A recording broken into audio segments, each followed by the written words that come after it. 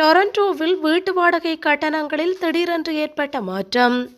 Toronto வாடகை குடியிருப்பாளர்களுக்கு மகிழ்ச்சியான செய்தி ஒன்று வெளியிடப்பட்டுள்ளது. டொரண்டோவில் சராசரி வீட்டு வாடகை தொகை தொடர்ச்சியாக 3வது மாதமாக வீழ்ச்சியடைந்துள்ளது. rentals.ca என்ற இணையதளம் வெளியிட்டுள்ள அறிக்கையில் இந்த விடயம் தெரிய வந்துள்ளது.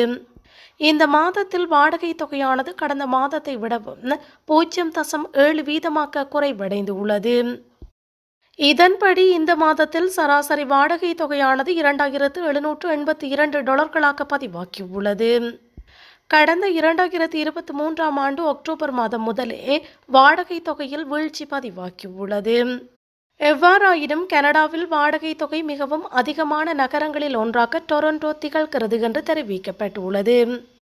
டொரண்டோவில் ஒரு படுக்கையறையினை கொண்ட வீடு ஒன்றின் சராசரி வாடகை தொகை $2,489.